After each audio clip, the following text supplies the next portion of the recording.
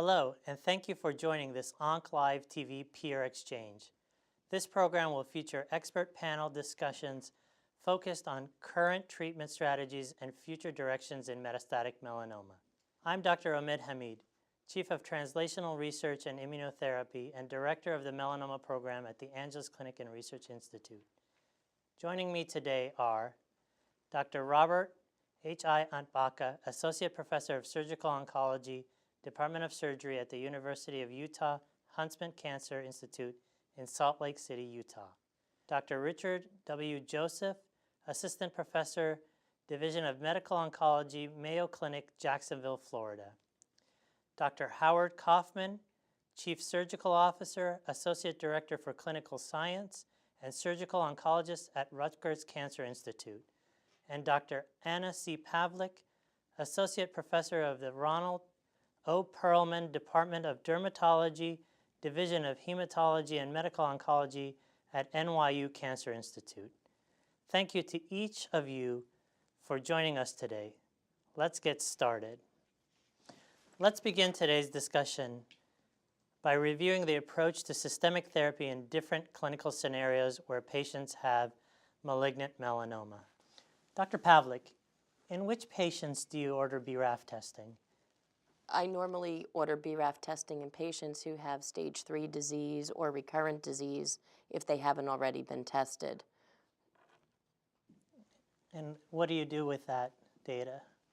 Depending again on the stage of the patient, many times we try to enroll these patients in adjuvant clinical trials if there's a BRAF inhibitor trial.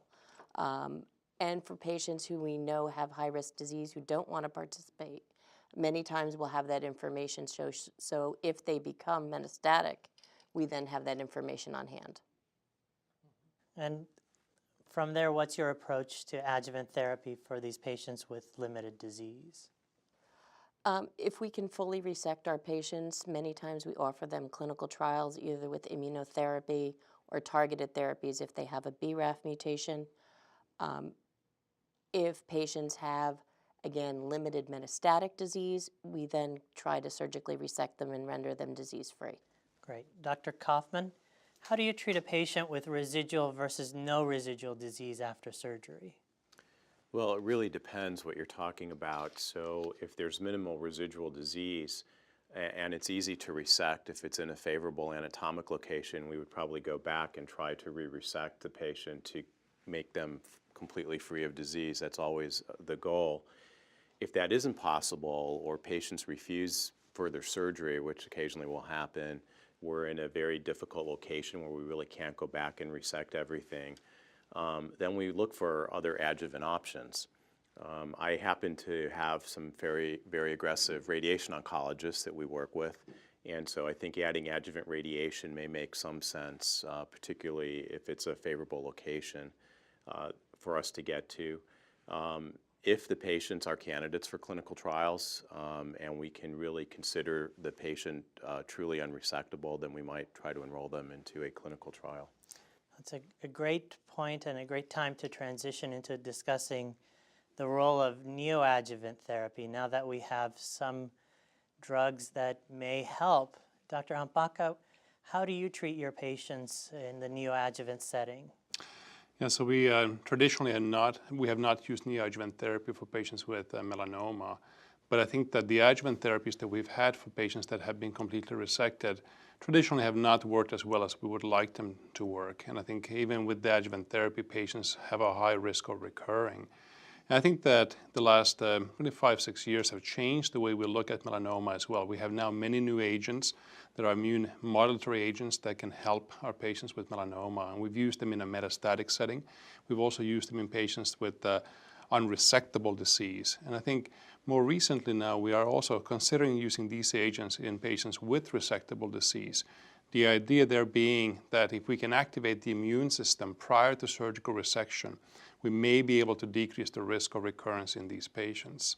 One of those neoadjuvant approaches that we're using right now is with an agent called telimogene laherparepvec, which is an injectable oncolytic immunotherapy.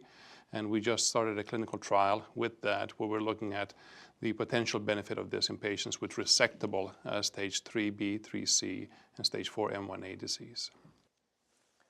Great, great. Dr. Kaufman, anything to add? Yeah, I mean, I think it depends what the goal of neoadjuvant therapy is. So while I agree completely that doing something to try to stimulate an immune response to ultimately try to prevent a recurrence is an important goal, although it's still experimental. If you have to debulk tumors to potentially get them resectable, then I think we have to sometimes consider other agents that are available. So, you know, if a patient had a BRAF mutation, for example, then I think it would be fairly reasonable to put them on a BRAF inhibitor or a BRAF-MEK combination to try to debulk them to the point where you could then reevaluate them for resection. I think many of us used to use chemotherapy for that purpose, and we probably wouldn't do that anymore. Some of the systemic immunotherapies, I think, also can be potentially useful in this situation, and if you don't see a complete response, then you can always go in with the goal of trying to resect whatever residual disease you might have. So Dr. Joseph, our surgical colleagues have talked to us about neoadjuvant therapy and then going into surgical resection. How would you take care of a patient that's been sent to you now who's been on a BRAF inhibitor and is now free of disease? What are the thoughts there in taking care of our patients? Yeah. I think this is a great topic, and as a medical oncologist, I'm actually a big believer in surgery as well. So I know there's a lot of us that are not believers in resecting metastatic disease if you can't get them to NED. But you know, I'll use a story on a patient recently, who had, I think by some standards would say resectable disease when we met, a solitary lung met and a solitary liver. And the way that I feel about these patients is, well, we could go straight to surgery, but I'm very worried that if I go straight to surgery, and by the time I heal up, I'm going to be dealing with, a bigger problem than when we started. So, what I like to do, and I'm more of a believer in starting with the immunotherapies at that point, and what we did in this particular patient is started her on ipilimumab, and she had a complete response in her lung, but her liver did not go all the way away, and we did end up resecting that. So, I think, in my opinion, trying to get some immunotherapies on board, monitoring for response, and then going to resect residual disease. Completely agree, and the idea of being able to take these tissues prior to therapy and after therapy and be able to now do these translational evaluations in the lab about what's going on in the host immunologically or even with the targeted therapies is important. But now you have this patient BRAF treated. Dr. Pavlik, how would you treat this patient? Again, I totally agree. I'm often teased that I should have been a surgeon because I like to cut things out. But I think it really is a patient-specific question. If you do have multifocal disease, although limited, I'm also a believer that if you can start with immunotherapy, many times you can get patients to respond, and then you can go back and salvage after immunotherapy. Sometimes if you have a known BRAF mutation, you can even consider that and then see what kind of response you have, very much like what you had said, where after about 3 months you rescan them and you see what you've got left and you can go after what's left. And after full resection, do you continue the BRAF inhibitor? I think that's a very controversial topic. I don't think we have the right answer to that. I think some of us would have a tendency to keep patients on for a period of time. If there was residual tumor left, if you go back and resect and you find necrotic tissue and you have no active tumor, I'm not sure many of us would want to continue. Dr. Ampaka? I agree with Dr. Pavlik. We treat this quite often, and I think that as a surgeon, really what has happened in melanoma is that I do more and more surgery on patients who've been on immunotherapies or targeted therapies and then have responded in some lesion but not in others. And often we find then histologically or molecularly that we have clonal selection, and those are clones then not responding to the treatment. I think that the role of surgery there is very important because I think ultimately we want to render the patient without disease. In patients then that we, specifically with BRAF inhibitors, when we do those to try to decrease the size of the tumor burden and then go for the surgical resection after a period of time, at our center, we very much look at the residual disease. If there's no residual disease, we have traditionally not continued with the BRAF inhibitors.